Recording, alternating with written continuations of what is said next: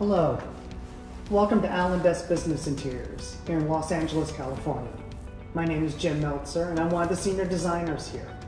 I've been designing commercial office spaces for the past 25 years. And today I want to take you through 4 examples of offices that I've seen over the years of poorly laid out design, mismatched furniture, and I would show you what I would have done in the given spaces for each of these rooms. So let's go take a look.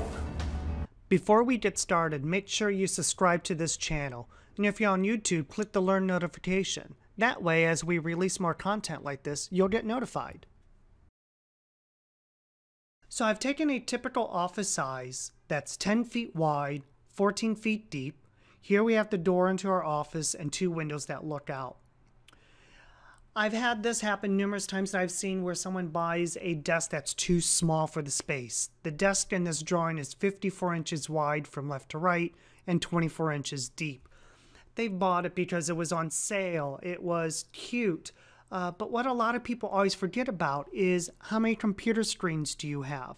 What about the telephone? What about maybe a calculator, paperwork, other things that you may need to have on your desk? Do you really have enough room for all of that stuff there? Then something to keep in mind, do you have room for clients or other coworkers to come up and sit at your desk?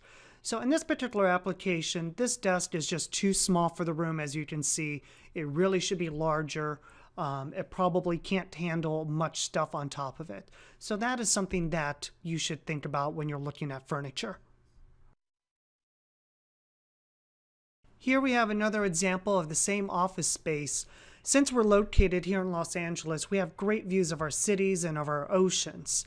So this person here decided they wanted their desk right up against the window, and so now their back is to the door. The downside is anyone that walks into your room, your back is to them, so you don't know that they're walking in. The other thing is your computer screens. You know, it is possible you have information on your screen that you don't want others to see, or is at a security because of the type of organization that you're in. So those are things that you should keep in mind when you want to have your views and look out the windows.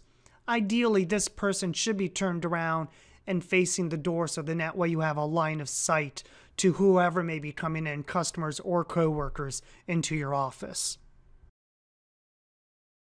Here we have another office where, again, same size, same everything. It's too much furniture in the room. You got a large U-shaped desk. You have a credenza and a hutch back here and 2 desk chairs. This could have been furniture that this person was hand-me-down, could have inherited from another office space, or they actually ordered it thinking that they had to put furniture on every wall. The problem with this particular space is you have no room for your customers or coworkers to come in and really sit down and be comfortable. You have just inches here of laid space. Ideally, you really should not have this credenza here.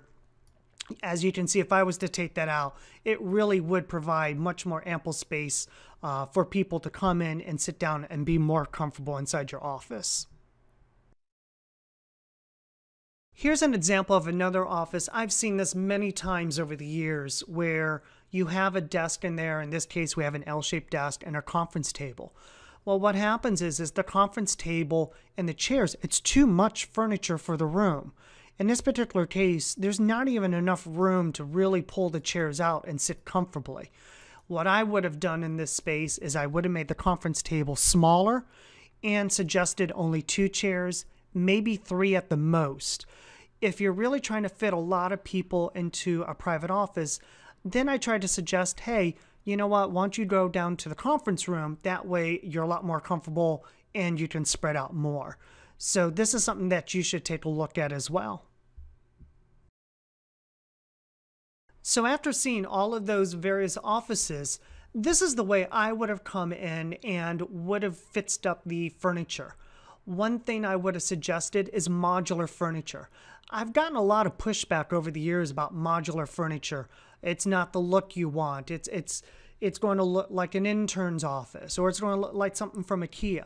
Well, that's simply not true. Modular furniture allows us to get various pieces and components customized to your needs. Maybe you need more filing. Maybe you need more cabinets. Maybe you need a place to store your printer, overhead binders, and books. So by combining these modular pieces, you can still get a beautiful, elegant, executive-looking office. So in this case, I added more storage to the back credenza. Everyone always forgets about going up the wall and using all of your vertical space.